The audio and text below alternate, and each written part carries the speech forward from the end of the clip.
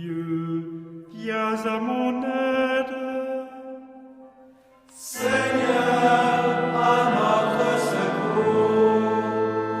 Gloire au Père et au Fils et au Saint-Esprit, au Dieu qui était et qui vient, pour les siècles des siècles. Amen. L'ange du Seigneur apporta l'annonce à Marie. Et elle conçut du Saint-Esprit. Voici la servante du Seigneur. Qu'il me soit fait selon votre parole. Et le Verbe s'est fait chair. Et il a habité parmi nous. Priez pour nous, Sainte Mère de Dieu, Afin que nous soyons rendus dignes des promesses du Christ.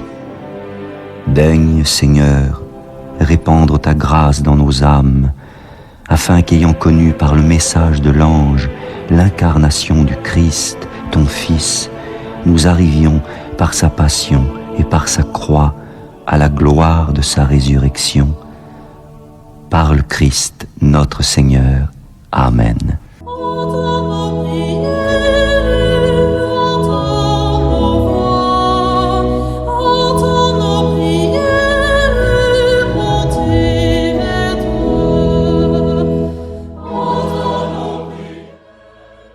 Seigneur, dans le silence de ce jour naissant, je viens te demander la paix, la sagesse, la force.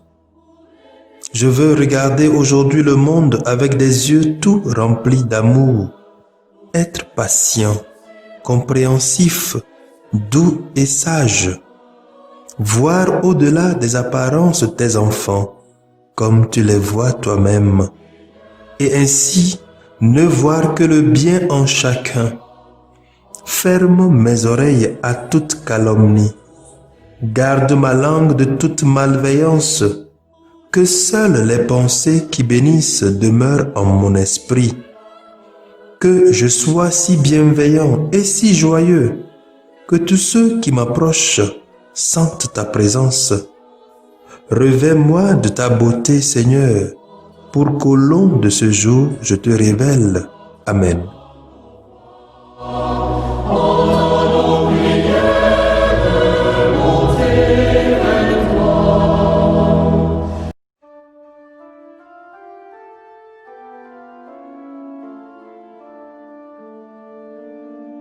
Béni sois-tu, Marie, pour le oui de ta vie. Béni sois-tu, Marie, toi que Dieu a choisi.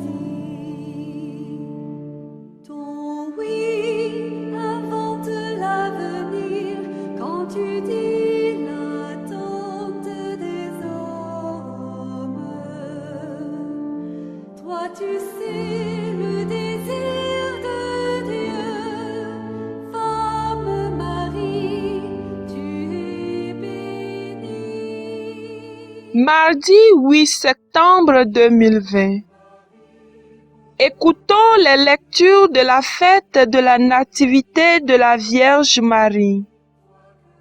Les textes sont lus par Odile Diago, sœur de Notre-Dame des Apôtres, et Gbedegbe Kwame Marcel, diacre de la Société des Missions Africaines, et commenté par Augustin Kassa, père de la Société des Missions Africaines. Tu es bénie.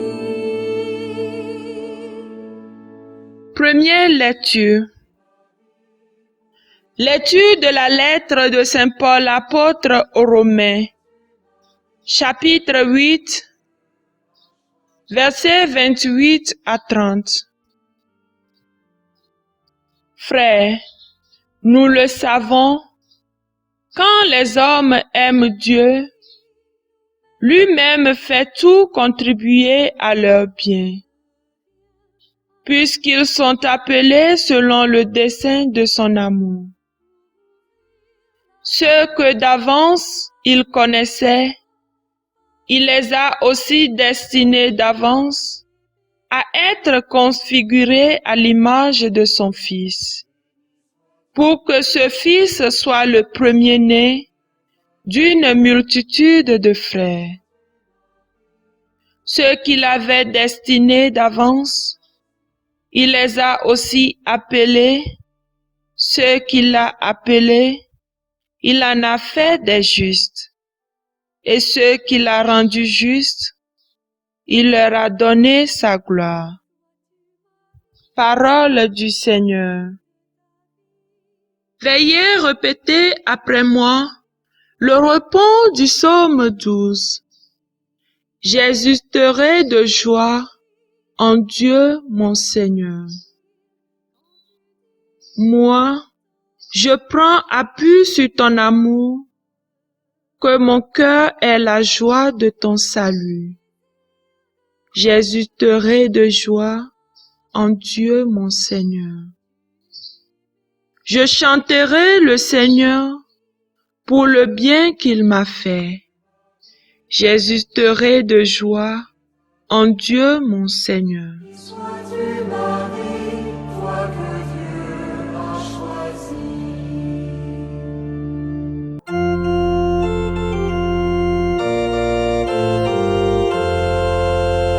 Alléluia, Alléluia, Alléluia.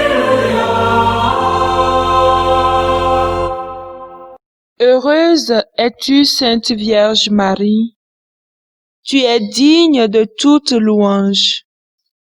De toi s'est levé le soleil de justice, le Seigneur notre Dieu. Alléluia, Alléluia, Alléluia. Le Seigneur soit avec vous. Évangile de Jésus-Christ selon saint Matthieu. Matthieu chapitre 1, versets 1 à 16 et versets 18 à 23. Généalogie de Jésus-Christ, fils de David, fils d'Abraham. Abraham engendra Isaac. Isaac engendra Jacob. Jacob engendra Judas et ses frères. Judas, de son union avec Tamar, engendra Pharez et Zara. Pharez engendra Esrom. Esrom engendra Aram. Aram engendra Aminadab. Aminadab engendra Nasson. Nasson engendra Salomon. Salmon, de son union avec Rahab, engendra Bouz. Bouz, de son union avec Ruth, engendra Jobed. Jobed engendra Jessé. Jessé engendra le roi David. David, de son union avec la femme d'Urias, engendra Salomon. Salomon engendra Roboam. Roboam engendra Abia. Abia engendra Asa. Asa engendra Josaphat. Josaphat engendra Joram. Joram engendra Ozias. Ozias engendra Joatam. Joatam engendra Akaz. Akaz engendra Ézéchias. Ézéchias engendra Manassé. Manassé engendra Amon. Amon engendra Josias. Josias engendra Jéconias et ses frères à l'époque de l'exil à Babylone. Après l'exil à Babylone, Jéconias engendra Salatiel. Salatiel engendra Zorobabel. Zorobabel engendra Abiud. Abiud engendra Eliakim. Eliakim engendra Azor. Azor engendra Sadok. Sadok engendra Akim. Akim engendra Eliud. Eliud engendra Éléazar. Éléazar engendra Matan. Matan engendra Jacob. Jacob engendra Joseph, l'époux de Marie, de laquelle fut engendré Jésus, que l'on appelle Christ. Voici comment fut engendré Jésus-Christ. Marie, sa mère, avait été accordée en mariage à Joseph. Avant qu'ils aient habité ensemble, elle fut enceinte par l'action de l'Esprit Saint. Joseph, son époux, qui était un homme juste et ne voulait pas la dénoncer publiquement, décida de la renvoyer en secret. Comme il avait formé ce projet, voici que l'ange du Seigneur lui apparut en songe et lui dit: Joseph, fils de David, ne crains pas de prendre chez toi Marie ton épouse, puisque l'enfant qui est engendré en elle vient de l'Esprit Saint.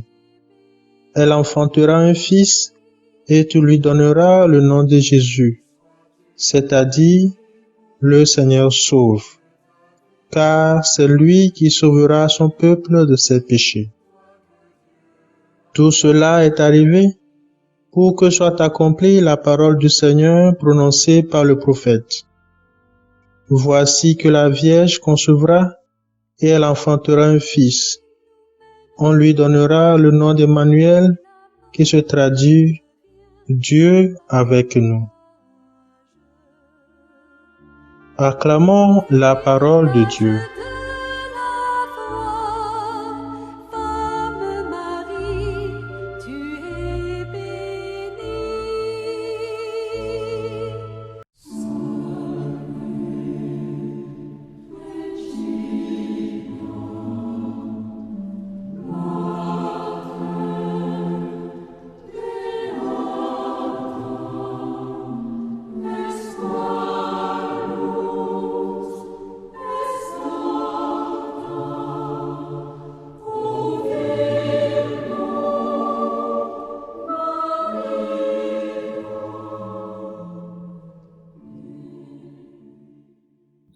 Tout cela est arrivé pour que soit accomplie la parole du Seigneur prononcée par le prophète.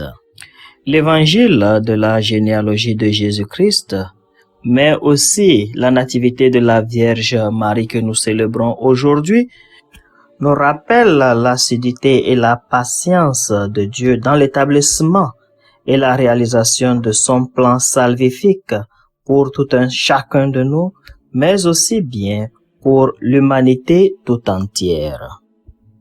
Immédiatement après la chute d'Adam et Ève, le plan de Dieu pour le salut de l'humanité s'est enclenché. Dans sa patience, Dieu appelle Abraham et par lui établit une alliance et un peuple.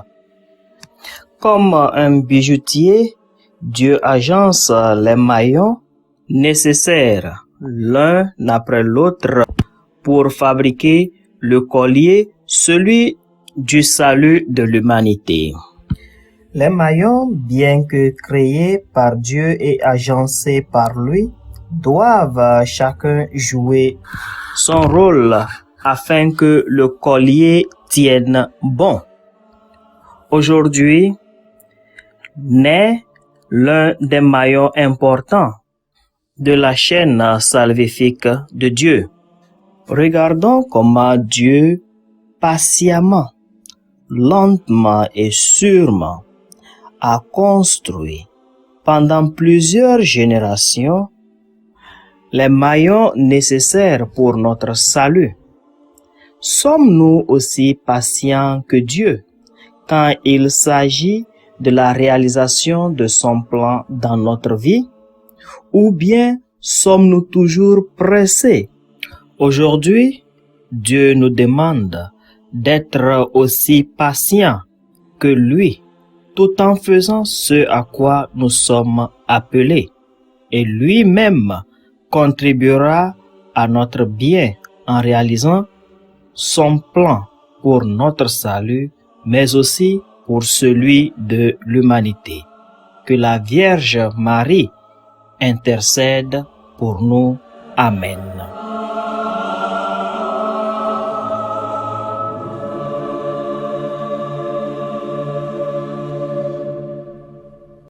Seigneur soit avec vous.